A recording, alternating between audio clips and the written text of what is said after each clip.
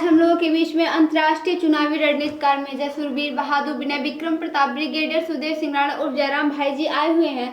Sir, आप हमारे studio में आए इसके लिए बहुत बहुत धन्यवाद। सर, मैं आपसे कुछ प्रश्न करना चाहती हूँ। तो सर, मेरा पहला प्रश्न ये है कि भाजपा में वॉशिंग मशीन है? बिल्कुल, भाजपा में वॉशिंग मशीन है, इसमें मतलब कोई दो राय नहीं है। लेकिन वॉशिंग मशीन बहुत ब्रांडेड किस्म की है। जब भी कोई दूसरे पार्टियों से दागदार नेता, भ्रष्ट नेता, भ्रष्टाचारी नेता मतलब जब भारतीय जनता पार्टी में शामिल होने को आता है तो उस मशीन में डाल के उसको दूध की तरह धो दिया जाता है, एकदम निर्मल बना दिया जाता है। बहुले की पांख की तरह बिल्कुल वो स्वच्छ निर्मल दिखाई देने लगता है। इस तरह की वॉशिंग मशीन भाजपा में है, कोई शक नहीं है, इससे मतलब इनकार नहीं किया जा सकता। सर, मेरा दूसरा प्रश्न ये है कि भाजपा में ऐसे 5 वरिष्ठ नेताओं के नाम बताइए जिससे पार्टियां चलती हैं। बिल्कुल बिल्कुल, देखिए वरिष्ठ नेता तो भारतीय जनता पार्टी में बहुत सारे हैं, लेकिन कहने का मतलब जो 5 नेता हैं और जिनमें 3 लोगों को तो सब लोग जानते हैं, लेकिन 2 लोगों को बहुत कम लोग जानते हैं। पहले हैं आदरणीय नरेंद्र मोदी जी, दूसरे जो हैं कि आदरणीय अमित शाह जी, और तीसरे हैं आदरणीय राजनाथ सिंह जी, और चौथे हैं आदरणीय BL संतोष जी, और 5वें हैं सुधा यादव। सर, मेरा एक प्रश्न और है, वर्तमान में सबसे बड़े नेता कौन है हिंदू के? हिंदू के नेता तो सबसे बड़े नेता तो अब तक थे आदरणीय नरेंद्र मोदी जी, जिनको पूरा देश नहीं पूरा दुनिया जानती है। लेकिन वर्तमान तौर पर एक उभरते हुए हिंदुओं के मतलब वरिष्ठ नेता जिसको कह लिया जाए तो आदरणीय योगी आदित्यनाथ जी हैं, इसमें कोई शक नहीं है।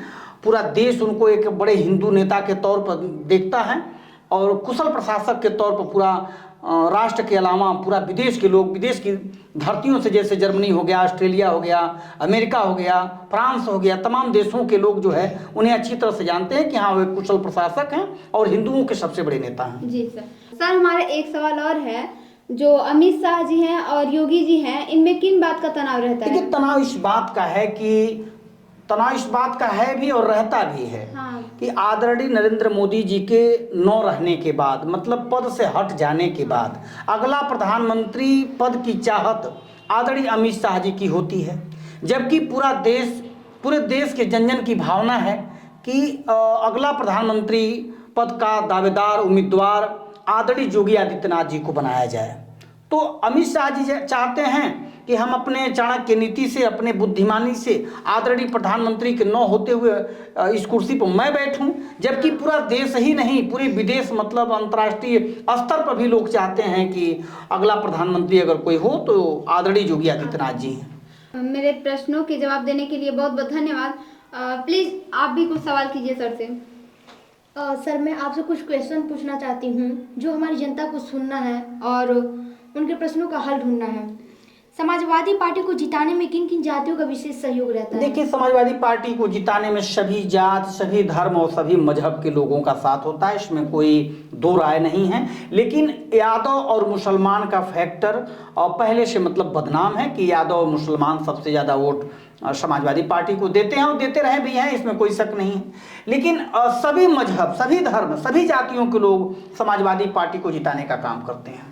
और समाजवादी पार्टी को हराने में विशेष सहयोग किसका रहता है? देखिए, समाजवादी पार्टी को विशेष तौर पर हराने का जिम्मा या विशेष सहयोग जिन लोगों का रहता है उसमें कुछ यादव जो ब्रांडेड किस्म के हैं, मतलब जिनकी पहचान अच्छी नहीं है, उनका विशेष सहयोग रहता है समाजवादी पार्टी को हराने में। क्या इस बार आदरणीय अखिलेश जी यादव को टिकट देंगे? मैं नहीं समझता। मेरे हिसाब से जिस तरह से उन्होंने पिछली बार PDA पर फोकस किया था और PDA पर फोकस करते हुए लोकसभा में उन्होंने 37 सीटें जीती, तो इसको देखते हुए उसकी पुनरावृत्ति के लिए कि ज़्यादा सीटें विधानसभा में भी आवन, तो उन्होंने अपने परिवार के लोगों के अलावा इक्का दुक्का जो बहुत ही संभ्रांत हैं, बहुत सुशील हैं, सभ्य हैं, शांतिप्रिय हैं, लोकप्रिय हैं, ऐसे यादव जिनको मतलब दंगा फसाद गुंडा से वंचित हैं, जिनका इस तरह का नाम उनके पीछे नहीं लगा है, ऐसे इक्का दुक्का लोगों को जो है कि दे सकते हैं टिकट, वरना नहीं देंगे। क्या आपको 27 में आदरणीय अखिलेश जी की जीतने की उम्मीद लग रही है? देखिए, इतना आसान तो नहीं लग रहा है, लेकिन एक फैक्टर जरूर है कि अगर समाजवादी पार्टी, सपा, बसपा और कांग्रेस, अगर ये तीनों पार्टियां अगर एक साथ आ जाती हैं तो निश्चित रूप से इसके चांस बनेंगे, इसमें कहना दो राय नहीं। लेकिन जीत जाएंगे ये कहना जल्दीबाजी होगी, थोड़ा टफ विषय है, टफ सवाल है। धन्यवाद सर। मैं छोटा पैक बड़ा धमाका, मेरा नाम सत्यम कुमार। जी। मैं आपसे कुछ प्रश्न करूंगा। बताइए। क्या बसपा सपा कांग्रेस का खेल बिगाड़ सकते हैं ओवैसी?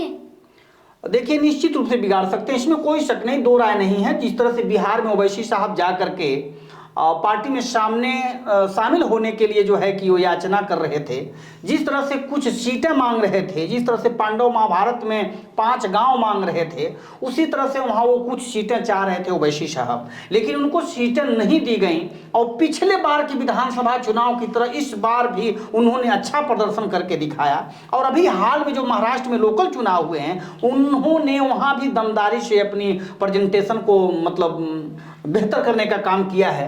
तो इस बात को देखते हुए अगर उत्तर प्रदेश में ओवैसी साहब आते हैं, सपा बसपा और कांग्रेस के सामने अगर कुछ सीटें मांगने का काम करते हैं, अगर ये पार्टियां सीटें नहीं देती हैं और अगर पार्टी में शामिल नहीं करती हैं, तो भाजपा को छोड़ करके सभी पार्टी यानी विपक्ष के सभी पार्टियों को मतलब विपक्ष की सभी पार्टियों का खेल बिगाड़ सकते हैं। इसमें कुछ कहना ही नहीं, एकदम निश्चित है।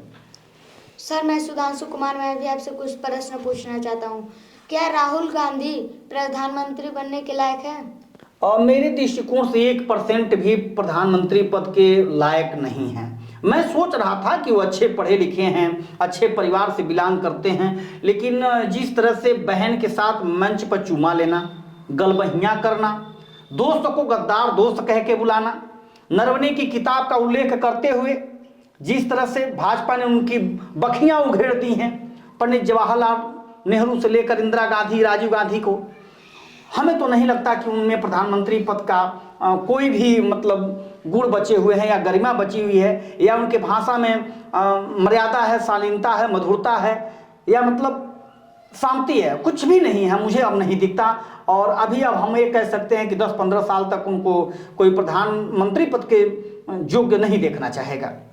आदरणीय प्रियंका में क्या पीएम के लायक सभी गुण मौजूद हैं? सभी गुण तो सब में होना यह सुनिश्चित नहीं हो सकता, लेकिन ये जरूर है कि आदरणीय राहुल भैया से जो है कि बहुत काफ़ी गुण आदरणीय प्रियंका गांधी जी में हैं। उनमें शालीनता है, भाषा की मधुरता है, उनमें जो है कि बोलने की एक कला है, अपने सवालों को रखने की एक कला है, खड़े होने की कला है, लोगों को सम्मोहन की कला है, अपने तरफ लोगों को ध्यान केंद्रित करने की कला है। तो आदरणीय राहुल गांधी जी से बहुत सारे गुण जो है कि आदरणीय प्रियंका गांधी में मौजूद हैं, इससे कोई अलग नहीं कह सकता। अगर आपके विचार लिए जाए तो आप कांग्रेस में किसको जगह देंगे? ये तो आपने बहुत ही लाजवाब और मेरे दिल की बात, दिल के प्रश्नों को आपने उजागर किया है। और मेरे हिसाब से सबसे पहले तो कांग्रेस का अध्यक्ष आदरणीय प्रियंका गांधी को अध्यक्ष बना देना चाहिए जी। उसके नीचे केसी वेणुगोपाल जी को या सचिन पायलट जी को मतलब व्यवस्था देनी चाहिए।